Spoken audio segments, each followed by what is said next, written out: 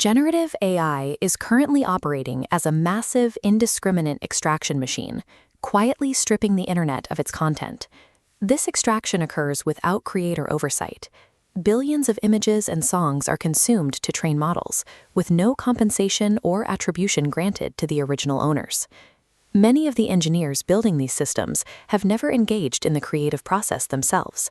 When they look at a painting or a television show, they see raw training data rather than the thousands of hours of human effort required to make it.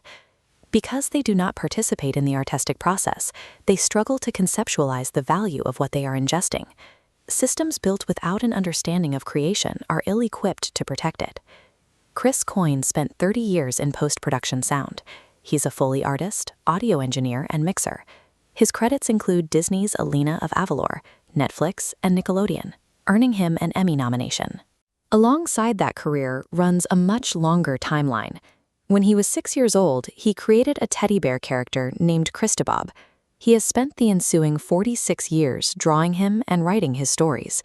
As web scrapers began indexing the internet, a half-century of Coyne's intellectual property was suddenly exposed. The algorithms were positioned to ingest his lifelong work in seconds, forcing him to act.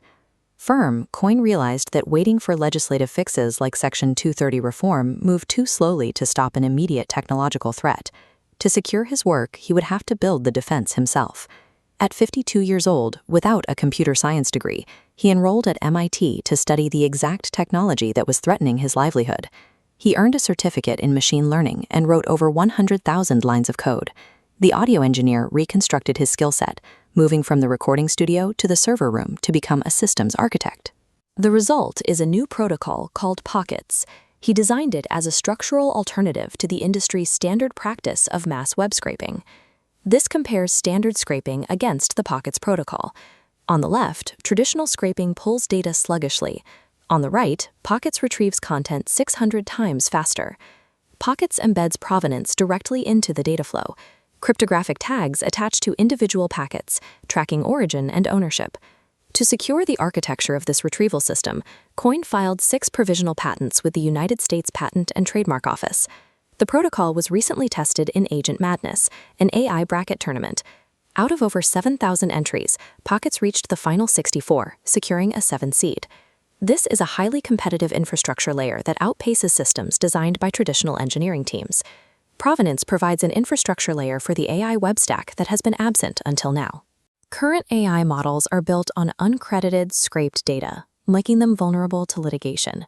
A sustainable system requires a network of transparent, authorized data retrieval. To build these systems effectively, the architects need to recognize the value of the material they are processing. Raw compute power means little if the pipeline destroys the original asset. If the systems of the future are to protect creation rather than destroy it, they will need to be built by those who understand the process of making it.